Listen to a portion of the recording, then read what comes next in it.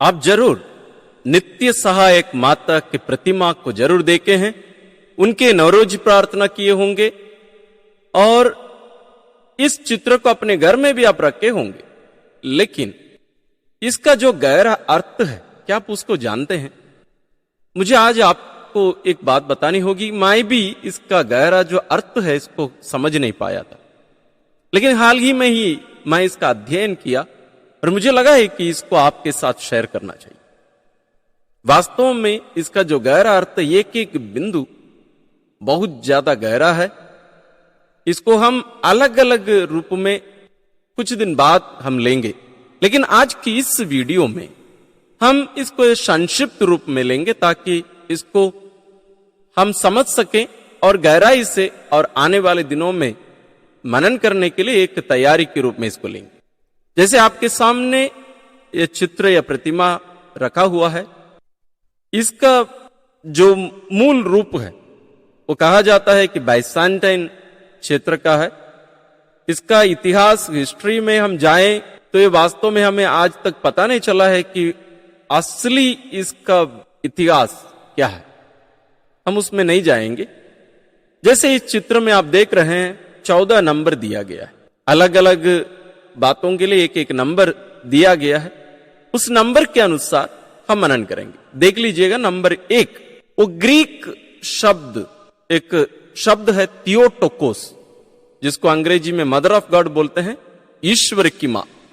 उसका संक्षिप्त फॉर्म है थियोटोकोस, यानी ईश्वर की मां। मां मरियम को ईश्वर की मां के रूप में यहां प्रतिबिंबित किया जा रहा है और यह चित्र वास्तव में हमारे मुक्ति इतिहास को प्रकट करता है। इसको पूरा आप देखेंगे तब आप समझ पाएंगे।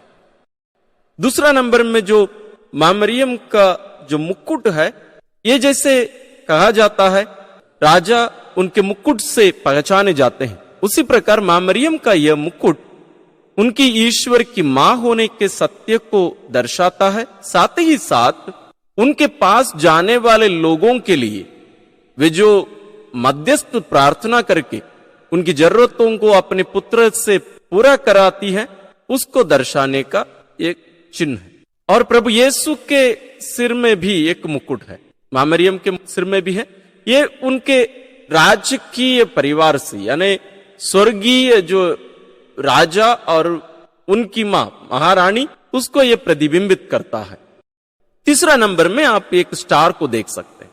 उस स्टार को यदि हम जूम करके देखें तो उसमें ये जो 8 पंख वाला जो स्टार है, ये मां मरियम को प्रतिबिंबित करता है। प्रारंभिक कलीसिया में हर चीज के लिए एक चिन्ह रखा जाता था। जैसे पवित्र यूकरिस्तीय बलिदान के लिए मछली और रोटी का चिन्ह होता था, उसी प्रकार मां मरियम को दर्शाने के लिए इस स्टार का प्रयोग किया जाता था। इसमें आप ये 8 क्यों? क्योंकि 8 दिशा, ये दिशा दिखाने वाली, यानी मार्ग दिखाने वाली। हम जो इस दुनिया में यात्री हैं, हमें स्वर्ग की ओर हमारी जो यात्रा है, इस यात्रा में सफलतापूर्वक हमें वहां हमारे लक्ष्य पहुंचाने में मां मरियम एक विशेष जिम्मेदारी निभाती है। इसलिए उनका सिर में ये चिन्हांकित किया गया है। साथ ही प्रभु यीशु जो ईश्वर के पुत्र हैं, उनको इस दुनिया में लाने के लिए भी, क्योंकि प्रभु यीशु ही मार्ग, सत्य और जीवन, जैसे उन्होंने कहा, उनको इस दुनिया में लाने के लिए भी मां मरियम सबसे महत्वपूर्ण एक जिम्मेदारी निभाई, उसको भी दर्शाने के लिए इसको रखा गया है। चौथा नंबर को देखिए, लेफ्ट साइड में जो स्वर्गदूत है वो है संत मिकाएल महादूत। उसके ऊपर जो ग्रीक अक्षर अंकित है वो उसका शॉर्ट फॉर्म है संत मिकाएल दूत का। और उनके हाथ में आप कुछ देख सकते हैं, वो है, एक है स्पीयर यानी भाला और दूसरा है स्पॉन्ज यानी पंसोक्ता। आपको याद होगा प्रभु यीशु जब क्रूस पर मर रहे थे, उस समय पंसोक्ता दाखरस में डुबाकर उन्हें पिलाया गया था और भाला से उनके बगल को छेदा गया था। और स्वर्गदूत मिकाएल को यदि आप देखेंगे, ये मां मरियम के पीछे है, आगे नहीं। लेकिन आप दाएं तरफ के स्वर्गदूत को देखेंगे, स्वर्गदूत गैब्रियल नंबर 5 में है वो मां मरियम के सामने है, प्रभु यीशु के सामने है। देखिए ध्यान से उस चित्र में उनके मुकुट के बगल में जो होलो है उसमें आप देखेंगे तो आपको पता चलेगा कि स्वर्गदूत गैब्रियल मां मरियम के सामने है, लेकिन स्वर्गदूत मिकाएल उनके पीछे, यानी ये रक्षक है, मां मरियम और प्रभु यीशु के रक्षक है। नंबर 5 में जैसे मैंने कहा, महादूत गैब्रियल, जो मां मरियम के व्यक्तिगत स्वर्गदूत भी कहा जाता है, उनके रक्षक दूत कहा जाते हैं, और उनके हाथ में आप देखेंगे क्रूस और कील, जो क्रूसित किए जाने के लिए प्रयोग किया गया था, वो उनके हाथ में है। और दोनों के हाथों को आप देखेंगे, उन वस्तुओं को पकड़ने के लिए वे कपड़े का प्रयोग कर रहे हैं। उसका मतलब क्या है? क्योंकि उसकी पवित्रता को दर्शाने के लिए, ये कोई साधारण वस्तु नहीं है। 6वां है मां मरियम का मुंह, the mouth of the blessed mother. उसको आप देखेंगे बहुत छोटा दिख रहा है ना, बहुत छोटा। वो ये दर्शाता है कि वो मौन रहती है, बोलती कम है। जो ज्यादा बोलने वाले होते हैं ना, आप उनके मुंह को देखेंगे बहुत ज्यादा बड़ा होता है, फैलाए रहते हैं। लेकिन मां मरियम को यहां हम देखेंगे एक बहुत छोटे मुंह वाली, क्योंकि वो बोलती कम है, लेकिन वो मनन चिंतन करती रहती है। और हमें भी आह्वान करती है कि हम भी उनके समान मौन रहकर प्रार्थना में, मनन चिंतन में समय बिताएं। 7वां मां मरियम की आंखें हैं। उनकी आंखों को देखिए, आंखें उनके मुख से बड़े हैं आकार में। इसमें बहुत सारी बातें हैं। वो कहां देख रही है? वह ना तो अपने पुत्र को देख रही है, ना स्वर्गदूतों को देख रही है, ना अन्य चीजों को देख रहे हैं, बल्कि जो कोई इस प्रतिमा के सामने, चित्र के सामने खड़े होकर मनन करते हुए प्रार्थना करते हैं, उनको वो देख रही है। लेकिन प्रभु यीशु वैसे नहीं, उसके बारे में हम थोड़ी देर बाद में देखेंगे। लेकिन मां मरियम की आंखों में बहुत ज्यादा वैसे दुख भी हम नहीं कह सकते हैं, लेकिन कुछ तो चिंता है हमारे लिए। उनकी चिंता किस चीज की चिंता? हमारे पापों में हम ना मर जाए, क्योंकि दाएं बाएं जो स्वर्गदूत हैं, जैसे हमने देखा प्रभु यीशु के दुख भोग के पूर्वाभास वहां दर्शाते हैं, उसको वहां बताते हैं। तो हमारे पापों के कारण ये सब हुआ, इसको बताने के लिए मां मरियम एक चिंता के साथ हमें देख रही हैं और हमारी जरूरतों को देखती रहती है। जैसे हम काना के विवाह में देखते हैं, किसी ने भी मां मरियम के पास जाकर वहां दाखरस खत्म होने की जानकारी नहीं दी, लेकिन मां मरियम उन सबको पता लगा ली।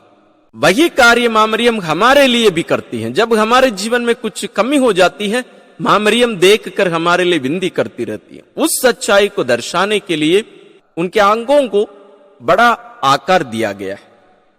8वां में हम देखते हैं मां मरियम जो कपड़ा पहनी हुई है, जो लाल रंग का जो कपड़ा है, ये हमें उस समय यानी इस्राएल में जो विर्जिन हुआ करती थी, यानी कुंवारियां हुआ करती थी, उनका रंग ये था। कुंवारी लोग लाल रंग कपड़ा ज्यादा प्रयोग किया करती थी। तो मां मरियम कुंवारी है, उसको दर्शाने के लिए ये प्रयोग किया गया है। 9वां नंबर में हम देखते हैं ICXC, इस रूप में लिखा गया है। वास्तव में वो ग्रीक में जीसस क्राइस्ट के लिए उसका शॉर्ट फॉर्म है, जीसस क्राइस्ट। 10वां नंबर में हम आते हैं, प्रभु यीशु उनकी मां के हाथ को जोर से पकड़े हुए। प्रभु यीशु के दोनों हाथ नीचे की ओर हैं, जमीन की ओर, और मां मरियम का हाथ खुला हुआ। लेकिन उनके हाथ को देखिएगा, मां मरियम के हाथ को देखिए, वो मानो ऐसे कर रही हो, हमें देखकर, हमें बताकर कि देखो मेरे बेटे को। साथ ही यदि आप एक स्केल लेके सीधा रखकर देखेंगे तो मां मरियम की ये जो 4 उंगली हैं और उनका अंगूठा भी, वास्तव में 5 जो उंगलियां हैं वो प्रभु यीशु के चेहरे की ओर दिखा रहे हैं। उसके साथ साथ आगे ले जाएंगे स्केल को तो हमें स्वर्गदूत गैब्रियल दिखाई देते हैं, और उनके हाथ में क्या है? क्रूस और कील। तो हमें अपने पुत्र की ओर आकर्षित करके और उनके द्वारा जो कार्य संपन्न किए गए हैं उसको दर्शाने के लिए मां मरियम का यह खुला हाथ यहां रखा हुआ है। साथ ही प्रभु यीशु वो जो क्रूस देख रहे हैं, वो जो दुख देख रहे हैं, उस परिस्थिति में जैसे मां मरियम उनके साथ रही, उस सच्चाई को यहां दर्शाने के लिए उनके हाथ को जोर से पकड़े हुए हैं। साथ ही साथ इन दुख भोग और मृत्यु के द्वारा जो मुक्ति प्राप्त किए, जो कृपादान प्राप्त किए हमारे लिए, उन सबको मां मरियम के हाथों में सौंपे हैं, रखे हैं और उसके द्वारा हमें देते हैं, उसको दर्शाने के लिए ये रखा गया है। नंबर 11वां को देखिए, जो बैकग्राउंड है पूरा येलो है, यह गोल्डन बैकग्राउंड है, येलो पूर्ण रूप से नहीं, एक गोल्डन बैकग्राउंड है, यह स्वर्ग को दर्शाता है।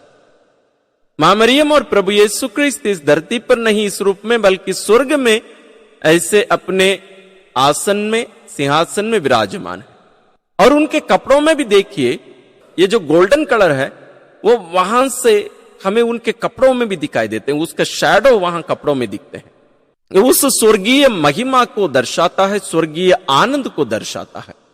12वां नंबर में देखिए, मां मरियम का जो ब्लू कपड़ा है, डार्क ब्लू है, एक ग्रीन नहीं है असली में, डार्क ब्लू।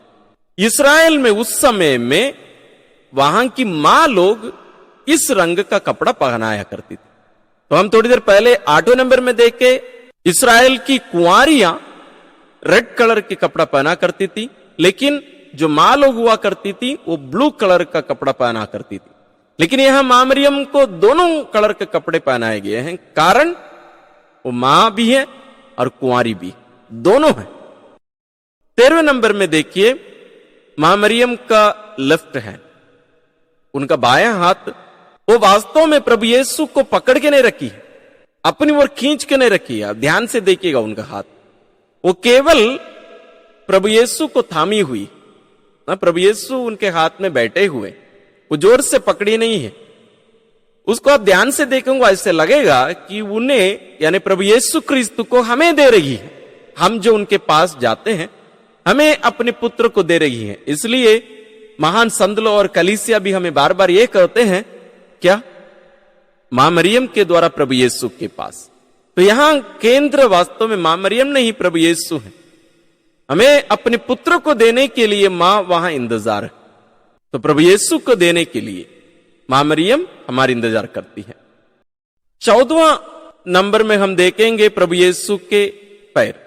उनके पैर को थोड़ा सा ध्यान से देखिएगा, दोनों पैर मुड़े हुए हैं ना, और वे कपड़े पहने हुए हैं, फिर भी वो थोड़ा सा मुड़ा हुआ, उनका लेफ्ट लेग थोड़ा सा ऊपर और राइट लेग नीचे से आकर बाहर आया हुआ है, और दाएं पैर का, राइट लेग का जो सैंडल है, जो चप्पल है, वो उतर कर नीचे गिरने वाला है, वो खुला हुआ।